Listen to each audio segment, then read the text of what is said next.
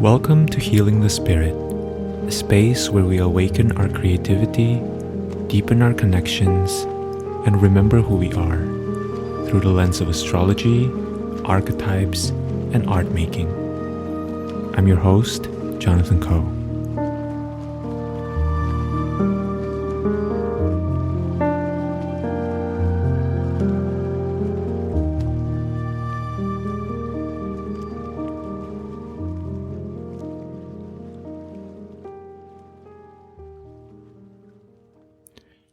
Hello everyone, welcome to Healing the Spirit and welcome to this episode. I am excited to be sharing with you some of my contemplations for the coming week, and just as a reminder, my upcoming offering, Eyes on the Edge, which is an 8-week container where we're going to be exploring Mars through energetic experiments, through self-inquiry, and through embodiment practices, will begin tomorrow, Tuesday, October 24th. And so if you have been feeling the pull, if you have been feeling the call to join this container to really contemplate deeply your relationship with Mars and the Martial, I welcome you in. I invite you to check out the course page. It's going to be on the show notes below. And registration will close by tonight, which is 11:59 p.m. PST on Monday, October 23rd. All right. So I invite you to begin by really tuning in to your own system and your own knowing as you listen to what I'm sharing through this contemplation. Even though this contemplation, the format is me speaking to a microphone, my invitation is for you to really become more attuned and more sensitive to what wants to come up within you, because that is where the diamonds are, my friends. All right, so let's begin with an overview of the astrology of the coming week. So on Monday, the 23rd, Sun will enter Scorpio. On Tuesday, the 24th, the Sun in Scorpio will trine Saturn in Pisces. And then on Saturday, the 28th, we have a partial lunar eclipse with the Sun in Scorpio, Moon in Taurus, and the rulers of the luminaries, right? The ruler of the Sun is Mars, which is domiciled in Scorpio, and the ruler of the Moon is going to be Venus, which is fallen in Virgo. This particular full moon will have a trine to the asteroid Juno and a sextile to Vesta. And then, simultaneously on the same day, we have Mars in Scorpio opposing Jupiter in Taurus, and we have Mercury in Scorpio opposing Jupiter in Taurus. And then on Sunday, the 29th, Mercury in Scorpio will conjoin Mars in Scorpio. So as you can gather, right, even if you're just kind of listening intuitively or even casually, we have a lot of Scorpio, right? We have a lot of Mars energy, and we also have the luminaries, right? Where, as I mentioned, we are in eclipse season. Somebody said on Instagram the other day, I was reading this post that we are always between eclipses. This is true, right? And also the time when we are approaching or when we're literally under eclipses can feel particularly more intense. There's more that comes up. The timeline seems to be wonky, right? Or the past, the present, the future, all kind of coalescing into one. I think eclipses are such fabulous times for lack of a better term, transformation, because in some ways we are shedding really quickly. We are becoming aware of patterns, right, that we are ready to release. and also what's lying underneath that pattern, which may be themes that we continue to return to over and over again throughout this life. And so, to me, one of the major themes of the coming week is a recognition and an awareness of what is melting away. Defenses and structures that are no longer necessary, protective strategies that have become quite old, and we now are coming to terms and becoming more aware of how these strategies may really be rooted in fears, that were totally valid at some point in time and may not be relevant anymore. Those fears, the object of our fears may not be such a relevant factor anymore in our lived experience, right? The sun in Scorpio, answering to Mars domicile in Scorpio, is quite willing to go into the depths to find the underworld treasures. It has both the ability to illuminate dark places, as well as the strength and the stamina and the tools, right, that it's borrowing from Mars to go underneath the skin and figure out what is that hidden place? Who's hiding there? Who wants to be found? This is a process that can be really satisfying and really scary at the same time. It can feel obliterating to certain parts of us. And what I would like to remind you is that often what is obliterated is the ego structure, right? The layers of calluses that have been built up over time when the skin has been continually exposed to harsh conditions. Calluses are really responses of our bodies, right, for survival. Calluses are strategies, right? Calluses are defense mechanisms. Calluses are layers of skin that have needed to harden because the skin needed to adapt to continued impact, right? And the skin, as a response, was trying to protect the flesh that is underneath. The calluses, if you ever have dealt with calluses, you know this, the calluses eventually need to shed, right? That hardened skin eventually begins to discolor and new skin underneath them begins to emerge. And so I'm really thinking about all of this when I'm looking at the sun in Scorpio trining Saturn in Pisces, right? Saturn in Pisces being about dissolving strict and rigid structures in favor for patterns of flow that are more regenerative, that are more life-giving, right? I'm also thinking about this because we have Mars and Mercury opposing Jupiter in Taurus, right?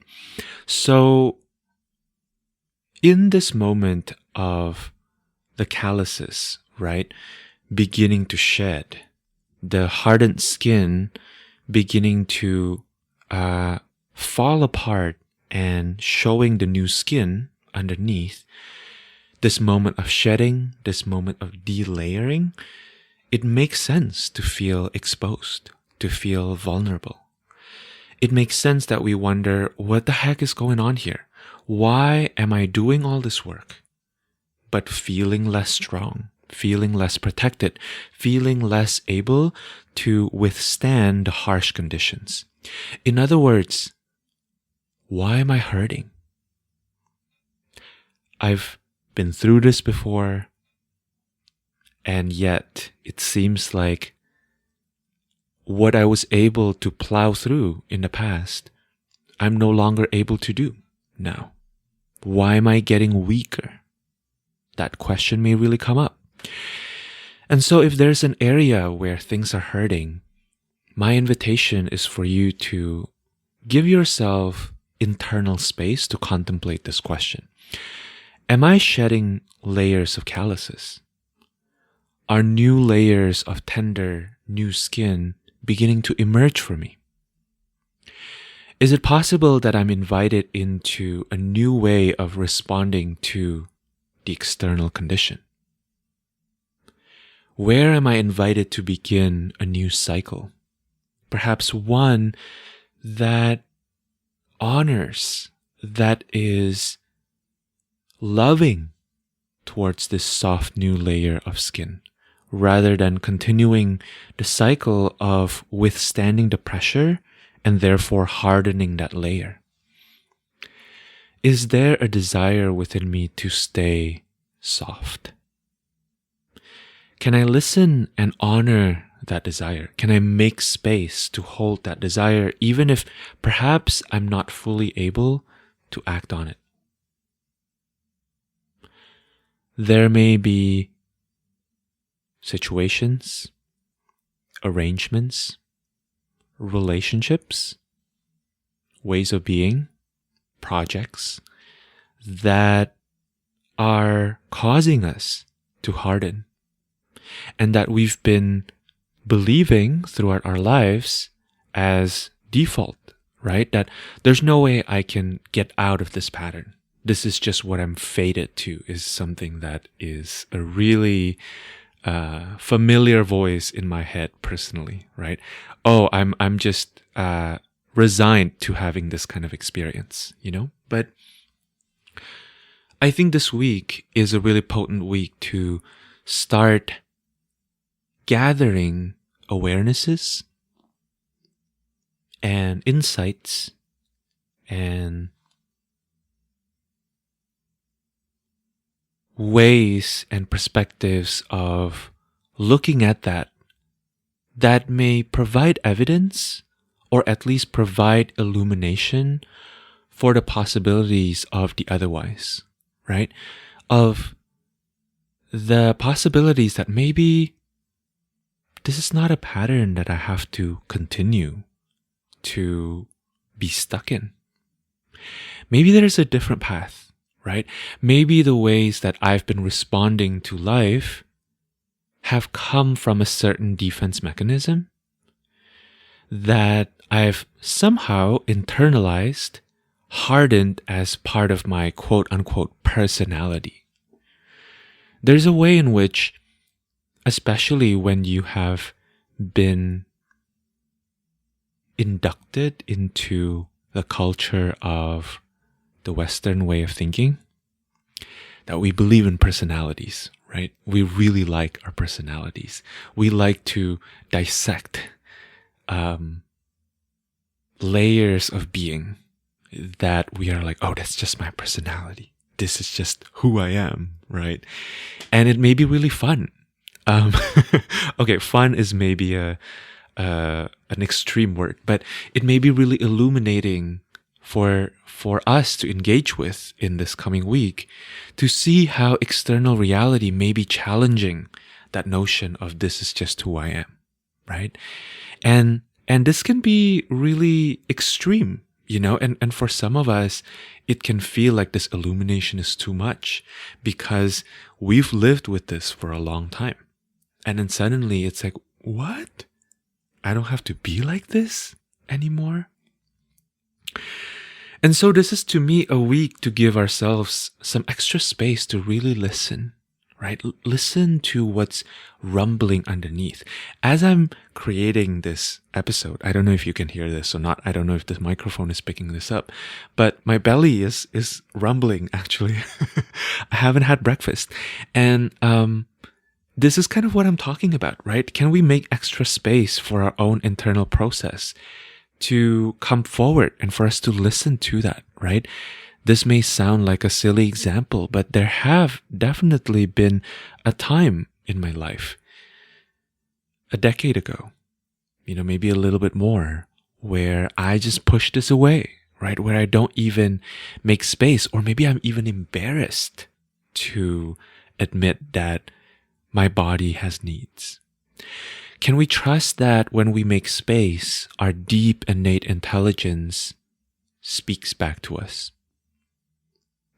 Can we trust that the momentary silence, the temporary silence, doesn't really indicate a lack of aliveness, but rather that temporary silence serves as a signal that we are going deeper, that perhaps the deeper layers are more dense, less chatty, and requiring more acute attunement?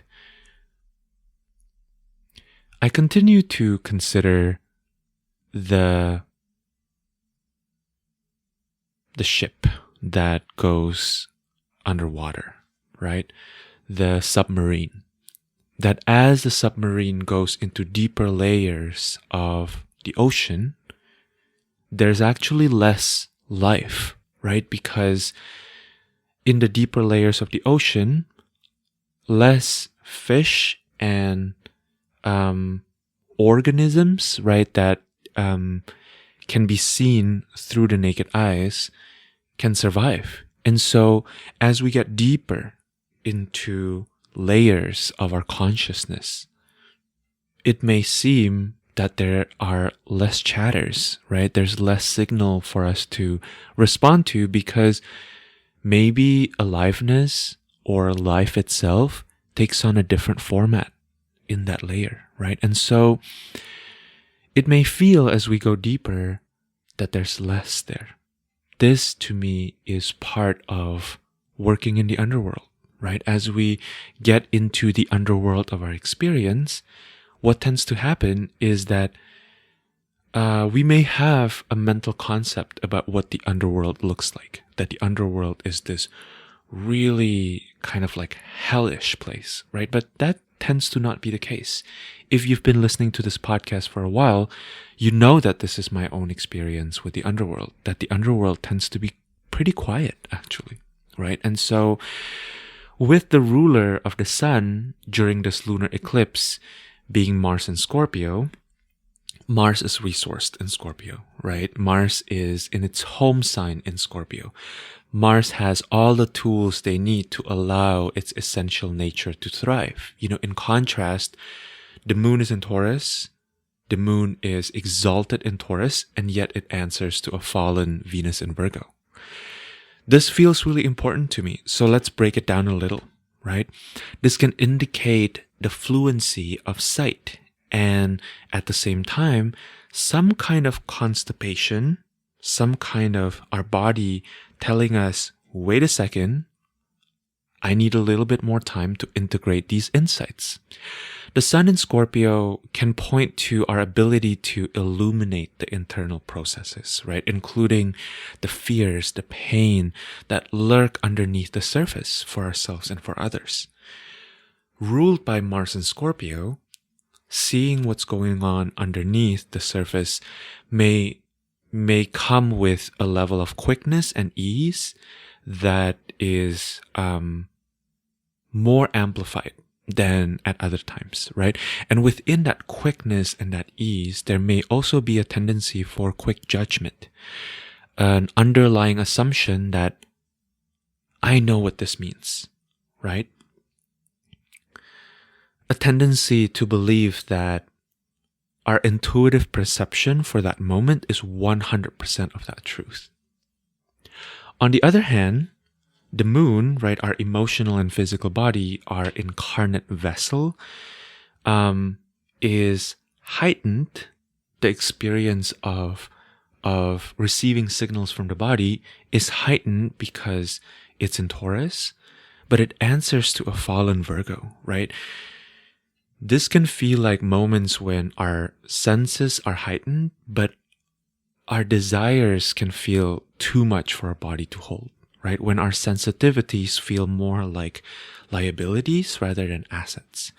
The tendency for this kind of transit to me is to shut down and to not want to deal, right? Or to become so aware of all the tiny little energetic details that come through and to almost need to retreat, right? And there's intelligence in shutting down, in retreating, of course, right? There's intelligence in recognizing this is way too deep.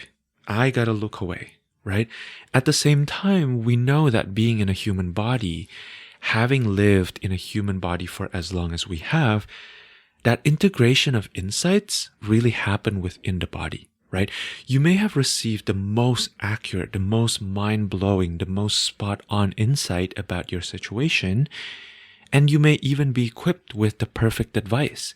But when the body isn't ready to receive and implement, that insight will need to take a backseat, right?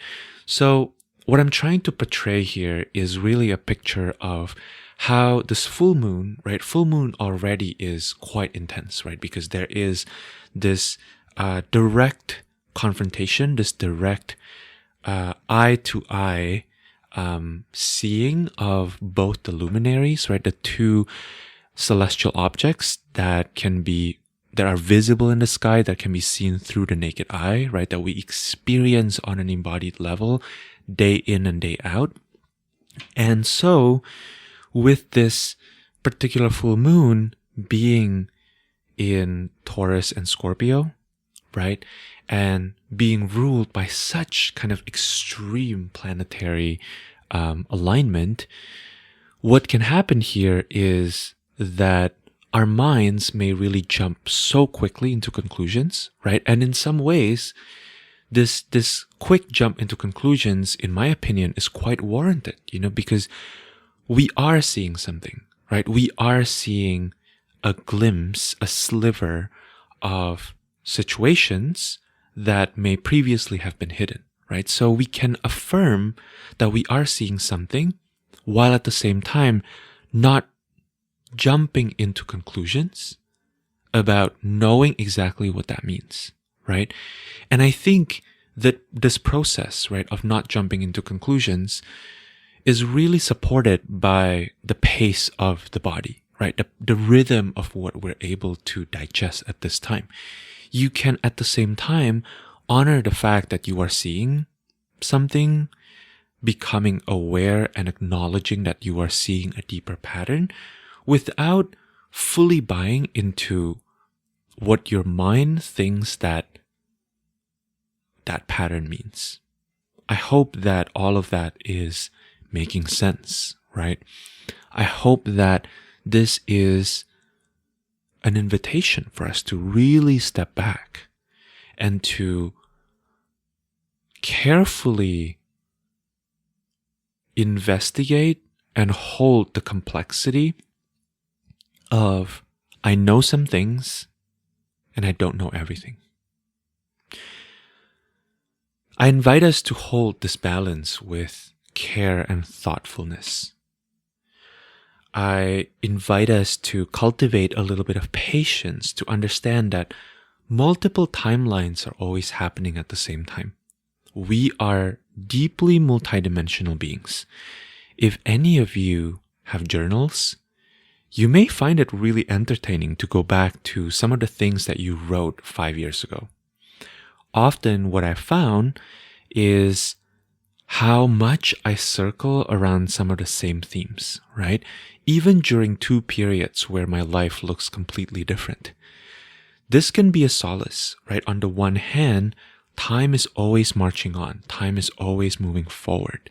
On the other hand, time is also moving in a spiral. Time gives us the grace of having the opportunities to learn the same lessons at different times. So here is my practical suggestion for the week. Spend time with great art, especially art that have stood the test of time. Revel in their beauty.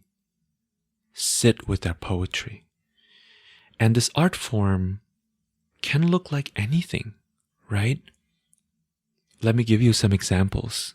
This may be traditional art forms. Maybe there's a sculpture in an art museum where you live that you've been feeling drawn to. Spend a little bit of extra time with the sculpture, right? Or maybe there's a movie that you've been wanting to watch that you know is a classic, right? Or a record, or a biography, right, of a figure that you admire from history. it can also be revisiting or spending time with the lives of people that you are curious about.